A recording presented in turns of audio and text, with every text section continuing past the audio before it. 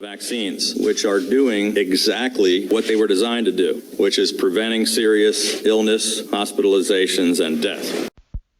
Breathing and movement. Two ways to get trauma out of your body are through breathing and movement.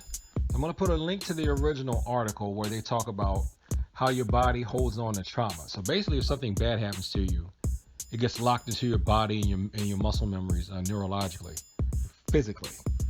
So that, let's say, for example, if you remember touching something hot and it burns your hand, then probably every time you touch that hand where that burn occurred, you're going to have a bad memory about it. The way that this article recommends getting rid of this trauma is through breathing exercises and through movement. Martial arts is definitely known for movement. And I have been in situations where, I'll tell this story real quick. So this was way back before I came out to Taekwondo. I was in Tang Sudo. I was supposed to be, assistant instructor guy, right? Assistant instructor, not main instructor. So I get told to work with a student. So I'm working with this student, and we're supposed to be working with her on a self-defense escape. But she kept having trouble with this one escape. So they had me work with her on the escape. Okay, so it was basically a rear naked choke. She was having an unusually tough time with it, not just getting out of it, but it was like she had a mental block to even conceiving of how to get out of it. Actually, I take it back. It wasn't rear naked choke. It was a simple headlock from the back.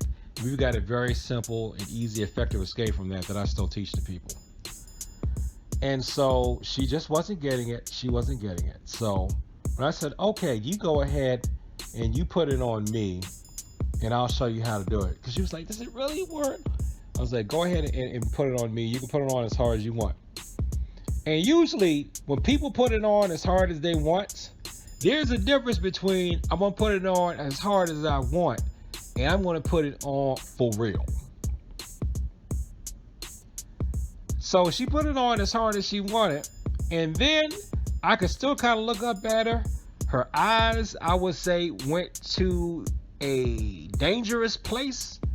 And instead of just putting it on as hard as she could, she put it on for real. And she was back in that moment.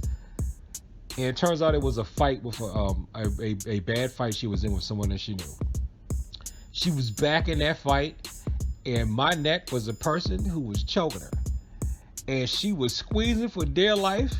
She was holding on to it, and of course, in retrospect, yeah, it was hilarious because the main instructors were laughing instead of helping me out. So I had to actually do the escape for real. But then I had to exercise control, so I put the knife hand under the bridge of the nose to get her to go back. This was after I had grabbed with what we call the chambering hand to loosen up the airways so I could breathe. And I got her and I stopped it right before I could have slammed her head into the mat. I demonstrated control and got out of it for real. And then afterwards, you could see her body shaking and just releasing the trauma. And she's talking about, oh, and my sister, and this, and this, and this, and this, and that, and that, and that. And she was breathing and she got it out. And then after that, we practiced the escape. She could do it. It was only like a little bit of breathing to process the trauma, but eventually she got that trauma out. And of course, once she got that trauma out, we never saw her again. But that's not the point. That's a real life example of how breathing and movement can help you out in the martial arts class. I think personally that this is where I like the cross training in judo to come in. That probably could help some people more with trauma than others. But I've also seen some instances where the punch kick thing, if somebody got hit before, being able to learn how to handle that kick, being able to move your body can give you the confidence to release the traumas. And, I'm talking bad about a student, but I remember one time I started swinging at an instructor for real because we were sparring. It was a real intense sparring session. This is punch kick sparring, Taekwondo, Tang Sudo type sparring. And man, the way he stood was the same way some dude stood that I had fought for real. And for a second, my eyes played tricks on me and I saw the guy. I was like, oh, I saw him. Then I stopped. I threw a couple of punches and I stopped. It's like, oh man, I apologize to him. I really felt bad about that. So I'm sorry. I'm sorry. He's like, you was in a real fight, wasn't you? I was like, yeah. And you just happened to move just like that dude. And I swear for a second, I saw his face, and I knew it wasn't him, but I still saw him. It's like that was one of the worst fights that I was ever in. And I apologize, but thank you though. But see, that was another way where that movement helped me to get out of that trauma, to get over that trauma, not only get over that trauma, but to eventually forgive that guy. I actually eventually forgave him. I'm not going to say who it is because I don't want, his family or anything to feel bad, or like for his child to feel bad, because he eventually passed away. I forgave that guy to the point where once I found out he actually had passed away, I actually felt bad. And the last time I saw him in person, I was going to say, hey man, let's go get a big beer and chop it up for old times.